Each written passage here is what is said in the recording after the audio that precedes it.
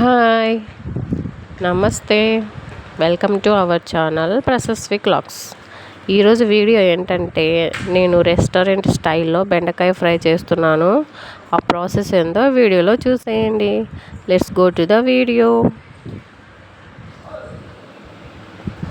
బెండకాయల్ని first శుభ్రంగా కడిగి తడి లేకుండా ఆరబెట్టుకోవాలి. తర్వాత వాటిని చిన్న చిన్న ముక్కలుగా కట్ చేసుకొని అందులో ఒక చిన్న సైజు లెమన్ని, నేను తీసుకున్న బెండకాయలకి చిన్న సైజు లెమన్ సరిపోతుంది. ఆ లెమన్ జ్యూస్ అందులో పిండుకోవాలి.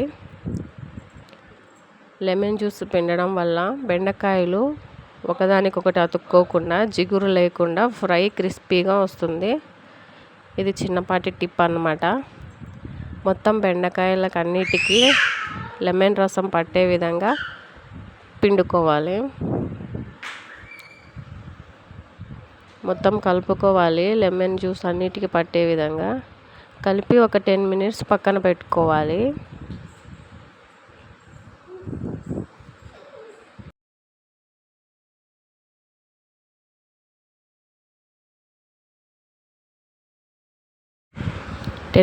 తర్వాత ప్యాన్ పెట్టుకొని ఆయిల్ హీట్ ఎక్కిన తర్వాత మనం కలిపి పెట్టుకున్న బెండకాయల్ని మరొకసారి కలిపి ప్యాన్లో వేసుకోవాలి. ఆయిల్ బాగా హీట్ ఎక్కి ఉండాలి.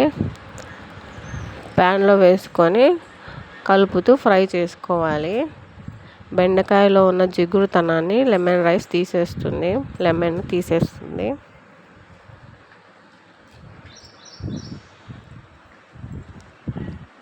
బెండకాయ ఫ్రై క్రిస్పీగా అయ్యే వరకు మనం ఫ్రై చేసుకోవాలి కలుపుతూ.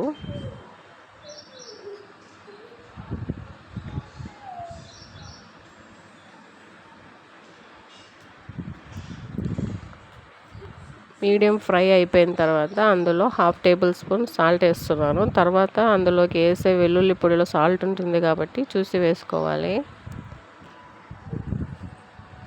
మళ్ళీ కలుపుతూ ఫ్రై చేసుకోవాలి.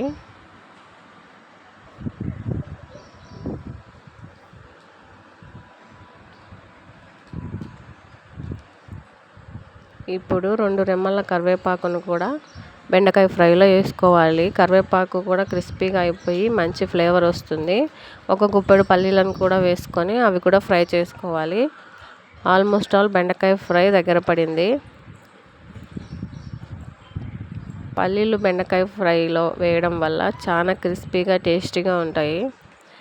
రెస్టారెంట్ స్టైల్లో బెండకాయ ఫ్రై రెడీ అయిపోయింది. అంతే.